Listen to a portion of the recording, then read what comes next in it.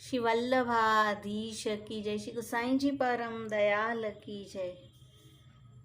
કુંભનદાસજીના વાર્તાજીમાં વાર્તા પ્રસંગ 14મો।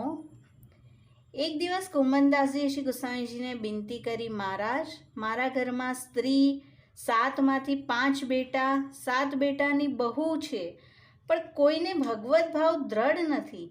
એક ભતીજીને ભગવત ભાવ દ્રઢ છે, તેનું કારણ શું? શ્રી ગુસાઈજી સગરા વૈષ્ણવને સુનાવીને કુંભનદાસજીને કહે છે, કુંભનદાસ, તમે મન લગાવીને સાંભળો, સાવધાન થાઓ। એક ઇતિહાસ કહું છું। સગરા વૈષ્ણવ સાવધાન થયા। શ્રી ગુસાઈજીએ કહ્યું, એક બ્રાહ્મણ હતો, તેને એક કન્યા હતી। જ્યારે બ્યાહ લાયક થઈ ત્યારે બ્રાહ્મણે એક બીજા બ્રાહ્મણને બોલાવીને કહ્યું, મારી કન્યા માટે વર શોધીને સગાઈ કરી આવો। તે બ્રાહ્મણ ગયો, બીજો આવ્યો, તેને પણ તેવું કહ્યું, ત્રીજો આવ્યો અને ચોથો આવ્યો।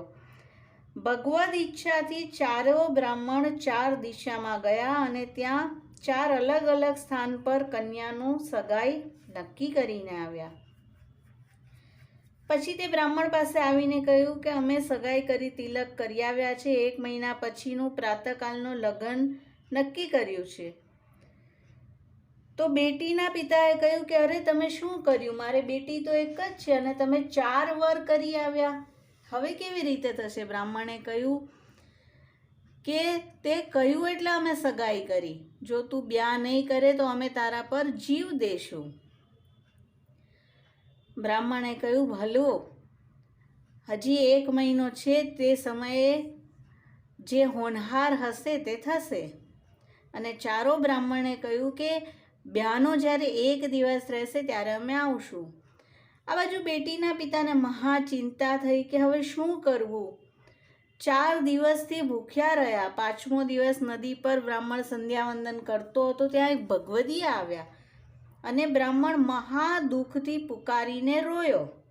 ભગવત ભક્તનું હૃદય કોમલ, દુઃખ ન સહી શક્યા। બ્રાહ્મણ, આવું કેવું દુઃખ છે કે આટલું રુદન કર્યું? તેણે સઘળી વાત કહી। ભગવતીએ કહ્યું કે તું ઘરે જઈને ખાનપાન કર અને જ્યારે બ્યાહનો 1 દિવસ રહે ત્યારે તું મારી પાસે આવજે। 1 દિવસ જ રહ્યો અને તેની પાસે આવી વિનંતી કરી। તેણે કહ્યું કે તારી સામે જે પણ પશુ પક્ષી આવે તેને તું પકડી લેજે। અને ત્યાં જ થોડી વારમાં બિલાઈ, કુતિયા અને ગધી 3 આવ્યા। ભક્તએ કહ્યું કે આ ત્રણેયને એક કોઠામાં બંધ કરી દેજે અને તારી બેટીને પણ તે જ ઓરડામાં રાખી દેજે। જે પ્રમાણે ભગવતીએ કહ્યું તેમ કર્યું અને પછી બ્યાહની તૈયારી કરી। સવાર થતાં 4 વર લઈને 4 બ્રાહ્મણો આવ્યા અને જેવી કોઠરી ખોલી તો ચારો કન્યા એક સમાન દેખાઈ, એક રૂપ, એક વય, કોઈ પહેચાની ન શકે। ચારો કન્યાને 4 વર સાથે બ્યાહ કરી દક્ષિણા દઈ વિદા કર્યા। બ્રાહ્મણોને પણ સત્કાર કર્યો। પછી પૂછ્યું ભગવદીયાને કે આમાંથી મારી બેટી કોણ હતી? હું કેવી રીતે જાણી શકીશ? ત્યારે ભક્તએ કહ્યું કે તું તારા જમાઈઓને તેના લક્ષણ પૂછી લેજે। થોડા સમય પછી ચારો જમાઈને ઘરે બોલાવ્યા, તેમનાથી રસોઈ કરાવી અને એક જણને ભોજન કરવા બેસાડ્યા। ત્યાં પૂછ્યું, મારી બેટી અનુકૂળ છે? કહે છે કે આમ તો બધું બરાબર છે, પણ કુતિયાની નાઈ ભૂકે છે, જીભ ઠેકાણે નથી, આચાર ક્રિયા નથી, તેથી પ્રિય નથી। બીજા જમાઈને પૂછ્યું, મારી બેટીના લક્ષણ કેવા છે? કહે આપની બેટીમાં આમ તો બરાબર છે, પણ ચટોરી છે, ઠાકુરના માટે પણ જે વસ્તુ આવે તે ચોરીને ખાઈ જાય, બિલાઈ જેવી દશા છે, 5 ઘરનું ખાધા વિના ચેન ન પડે। ત્રીજાને પૂછ્યું, તે કહે છે આમ તો લક્ષણ સારા છે, પણ ઘરમાં કોઈ આવે તો ગધીની જેમ ભૂકે છે, સદા મલિન રહે છે અને જેને તેને અને ક્યારેક તો મને પણ લાત મારે છે। અને ચોથા જમાઈને પૂછ્યું, મારી બેટીના લક્ષણ? કહે છે આપની બેટીની શું વાત કરું, માનો કોઈ લક્ષ્મી, કોઈ દેવતા છે.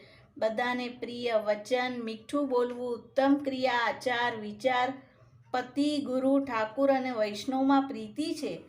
ત્યારે બ્રાહ્મણે જાણ્યું કે આ જ મારી બેટી છે અને પછી તે જ બેટી જમાઈને બોલાવતો. તો કુંભનદાસજી, જે મનુષ્યમાં વૈષ્ણવના લક્ષણ છે તે જ મનુષ્ય છે. બાકી મનુષ્ય દેહ હોવાથી શું થાય? રાવણ, કુંભકર્ણ ખોટી ક્રિયાથી રાક્ષસ કહેવાયા.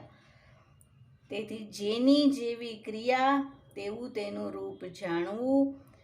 તો આપની ભતીજી બડી ભગવદીય છે અને તમારા સંગથી તે કૃતાર્થ થશે. તો શ્રી ગુસાઈજી આ રીતે એક વાર્તાજીના વિશે વૈષ્ણવમાં કેવા લક્ષણ હોવા જોઈએ, અને ચાહે દેહ કોઈ પણ હોય, પણ જો આવા વૈષ્ણવના લક્ષણ છે તો જ તે ખરું છે એમ સમજાવ્યું. શ્રી વલ્લભાધીશ કી જય. શ્રી ગુસાઈજી પરમ દયાલ કી જય.